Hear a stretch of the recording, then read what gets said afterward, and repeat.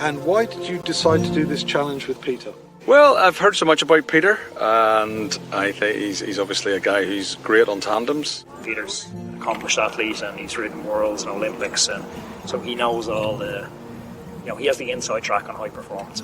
For anyone that doesn't know, obviously, I am legally blind. I've lost 80 to 90% of my vision back in 2010, so I don't know whether people know it or not. Peter, nice to meet you. Same as that. I think Peter will be grand. Peter's retired from pro cycling a couple of years, but he'll definitely be still fine. He has a lot of residual fitness there. First day I've met Gary, he definitely has a little bit of a mountain to climb between here and Paris2Nice. Yeah, Anthony's here today, and he's going to be a great asset. He's done the Irish cycling team for 3 years as well with myself. So I think the big thing is probably going to be communication, to make sure that that I tell him at all times where we are and what we're doing, so that he knows to stop pedalling or to push harder. With a tandem, 2 people, twice the weight, up hills, the physics aren't really your friend. Well, the only time I've been on one was with my wife, and that usually ends in tears.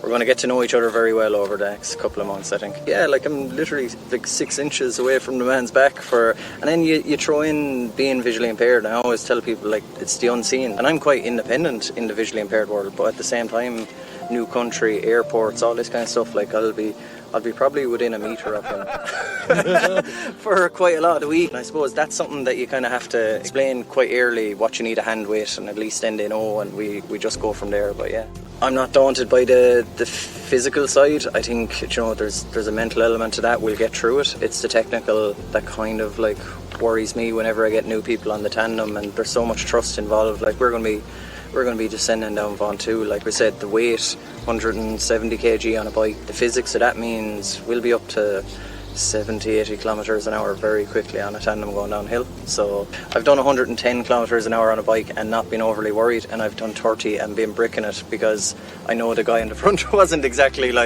feeling lucky. In fact, I think nerves are a good thing. I think the adrenaline will push me along. It's rare you get that in sport where you have that one other person that keeps you accountable but also picks you up. Well, I'm not really too bothered about the competition side of it. I think it's all about the charity. I think it's all about having fun. We can have micro competitions in there. It can be amongst ourselves. How that? We'll be arm wrestling when we get back to the hotel maybe or something. What are your biggest fears for our 2 participants here? I suppose they crash and die. Right. Yeah. No fears at all apart from falling off. Going down Vaughan too, yeah. Very, very simply, like I said, that's going to be a challenge, yeah. Genuinely, they're coming down some pretty sharp, steep descents, and it's a lot of kilometres. I'm on a bike long enough to know it just takes something small. It's a dog running out on the footpath. It's not always your fault, no different than in a car. And like I said, you throw in 6 days of fatigue on the mind and the body, you're always just a second away from something happening, so yeah. Don't want that to sound depressing. I'm more looking forward to it, but I'm answering it honestly. Yeah. The main thing is just getting home safe each day.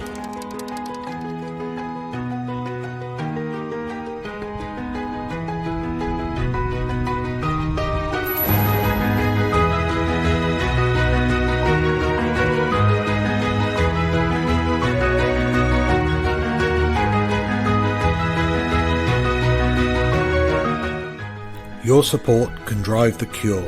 So support Gary and Peter today at www.idonate.ie/Gary and Peter. Your support is driving the cure. Once you have a good why, we know why we're going out there, we know what we're trying to do it for, and that'll kind of pull us through the sticky bits. So it's a charity that we sponsor through our business, and anything I can also do to help to add, and the fundraising is one of the reasons I'm doing this as well. So it's a great charity, and hopefully we can raise lots of money. It's how good the charity have been to me and my family throughout the years, and whether it was counselling, whether it was support. I was isolated for a very long time. I didn't know how to be visually impaired. I always tell that. I was I came from an able-bodied existence, so I kind of always feel forever indebted to the help I got, and thankfully things are in a good place, so it's important to not forget that.